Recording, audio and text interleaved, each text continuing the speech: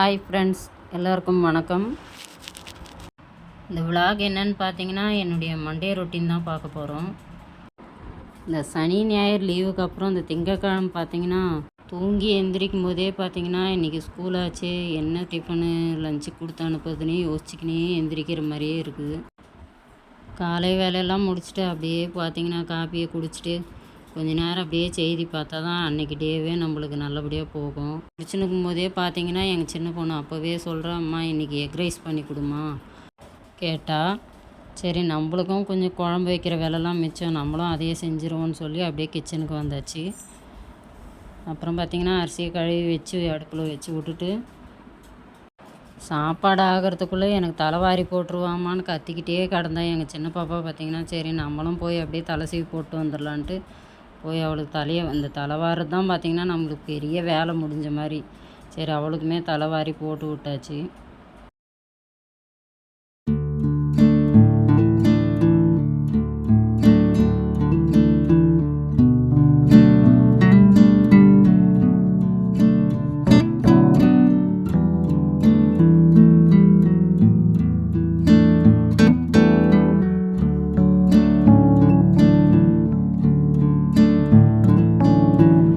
Egg rice பார்த்திங்கன்னா காயெல்லாம் போட மாட்டேன். வெங்காயம், தக்காளி, கொஞ்சம் இஞ்சி பூண்டு பேஸ்ட்டெல்லாம் கட் பண்ணி வச்சுட்டு ரெடி பண்ணி அரைச்சி வச்சுட்டு அப்படியே செய்ய ஆரம்பிச்சிட்டேன். 2 நேரத்துக்கும் பார்த்திங்கன்னா காலையிலுக்கும் டிஃபனுக்குமே எக் ரைஸ் தான் பண்ணி கொடுத்தேன். எங்களுக்கு மதியத்துக்கு கொஞ்சம் குழம்பு, நைட்டு குழம்பு மீதி இருந்ததுனால அதையே வச்சு அப்படியே மேனேஜ் பண்ணிட்டோம். தயிரும் கொஞ்சம் இருந்ததுனால அப்படியே அட்ஜஸ்ட் ஆயிடுச்சு.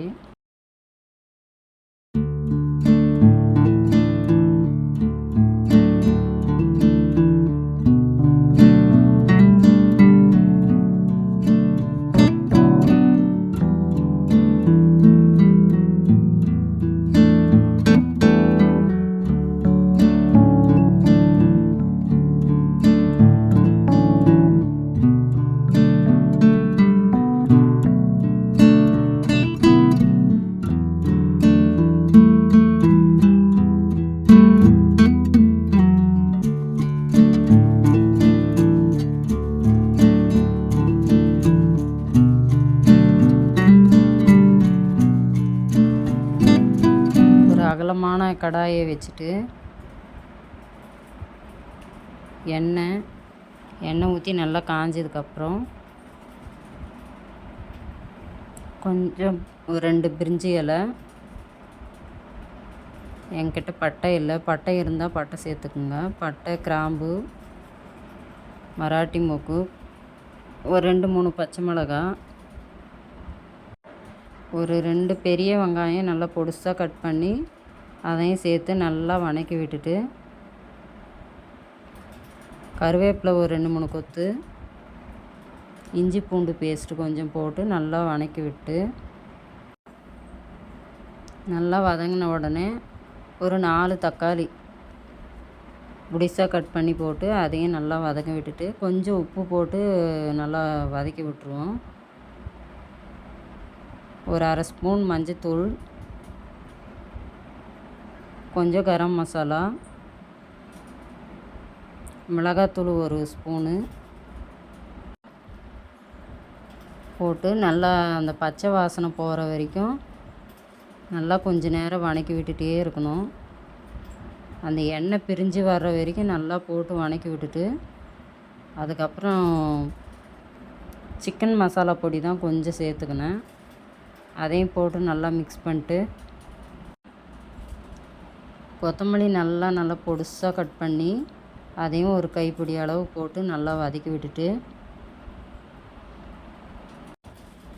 நான் இன்றைக்கி ஒரு 5 முட்டை போட்டு தான் செஞ்சுருந்தேன். நல்லா வதக்கி விட்டுட்டு முட்டையும் ஒரு 4-5 முட்டை உடச்சி ஊற்றி அடி பிடிக்காத அளவுக்கு நல்லா கிளறிக்கிட்டே இருக்கணும்.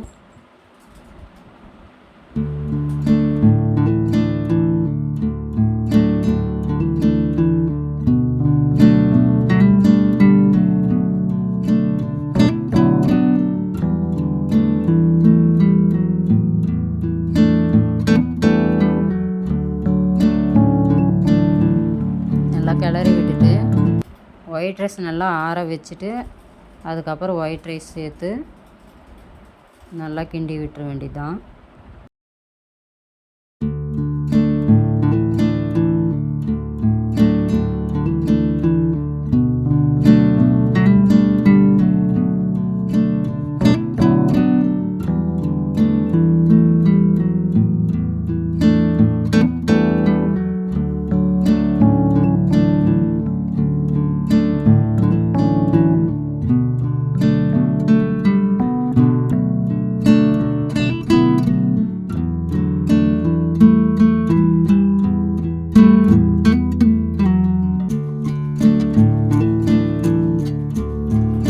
ஒரு சுவையான எக் ரைஸ் ரெடி ஆயிடுச்சு. பாப்பாவும் டைம் ஆயிடுச்சு, அம்மா போடு சீக்கிரம் ரெடி ஆயிடுச்சான்னு கேட்டே இருந்தால், சரி நானும் அப்படியே தட்டில் போட்டு கொடுத்துட்டு எங்கள் பெரிய பாப்பாவுக்கும் டிஃபனுக்கு போட்டு, அதுக்கப்புறம் எங்களுக்குமே காலையில் டிஃபன் பார்த்திங்கன்னா எக் ரைஸ் தான். சரி நாங்களும் சாப்பிட்டு முடிச்சு அவங்க 2 பேரையும் அனுப்பி விட்டுட்டு, ஹஸ்பண்டும் பார்த்திங்கன்னா சாப்பிட்டு கடைக்கு கிளம்பி போயிட்டார்.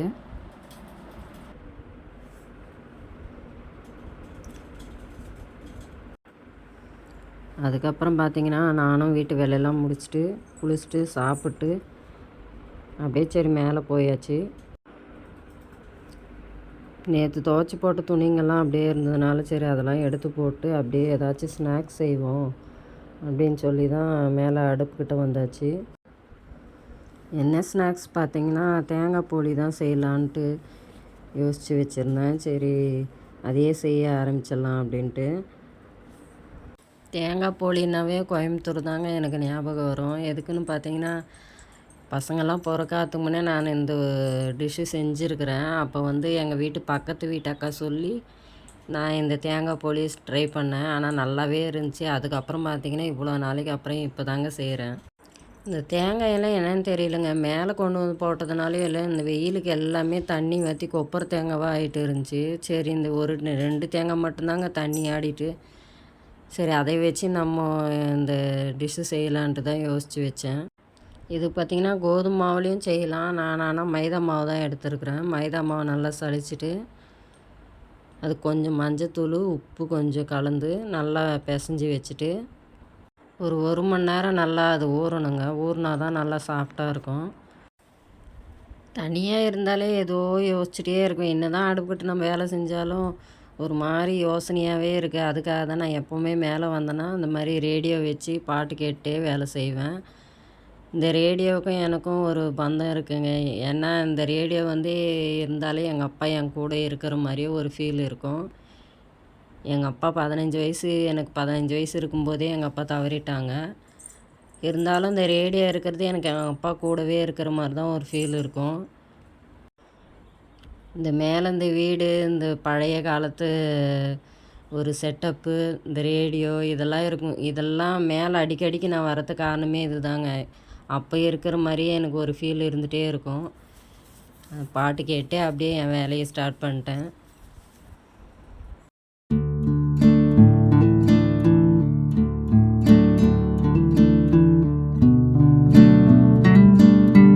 ஒரு 2 தேங்காவை இந்த மாதிரி நல்லா துருவி எடுத்துக்கணுங்க. இந்த அருவாமனை பார்த்திங்கன்னா காயின்னு இருக்கிறதுக்கு யூஸ் ஆகுதோ இல்லையா, ஆனால் எனக்கு தேங்காய் துருவத்துக்கு மட்டும் நல்லாவே யூஸ் ஆகுது. இதுவுமே நான் கோயம்புத்தூரில் வாங்கினது தான்.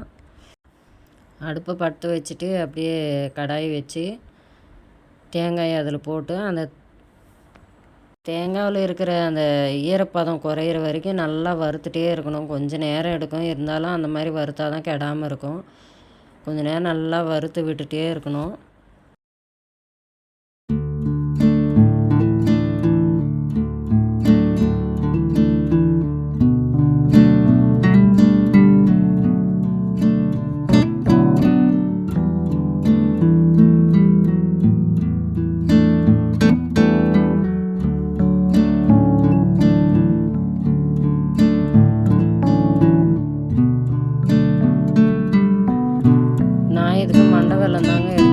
நல்லா அந்த துருவிட்டு வெல்லத்தையும் அது கூட சேர்த்து நல்லா கிளறிக்கிட்டே இருக்கணும்.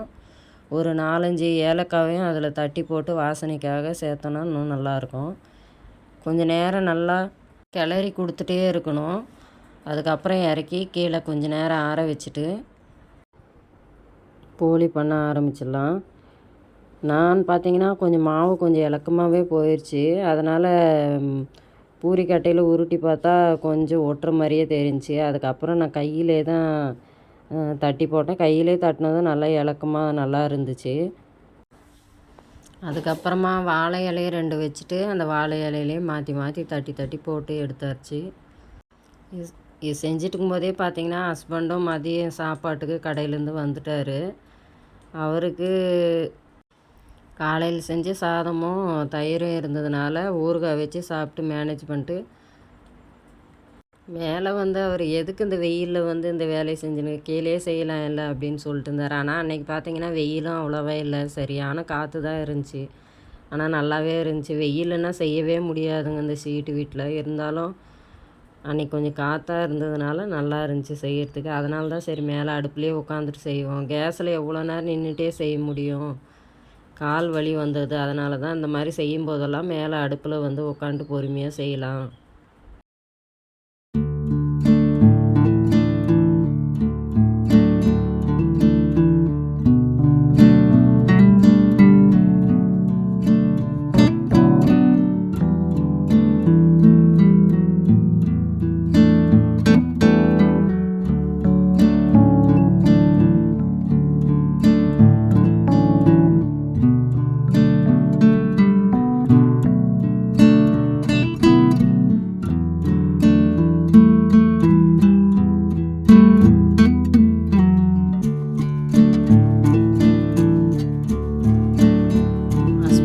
கொஞ்சம் கூட பேசிகிட்டே உட்காந்து டைம் போனதே தெரியல.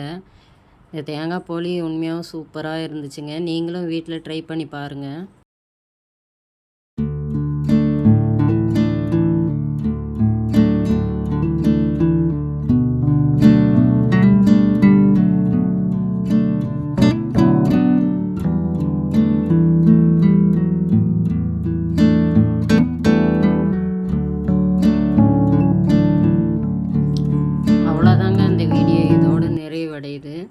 இந்த வீடியோ பிடிச்சிருந்தா ஒரு லைக்கை போட்டு விட்டு போங்க. நம்மளோட சேனலுக்கும் அப்படியே சப்போர்ட் பண்ணிக்கிட்டே இருங்க. பாய்.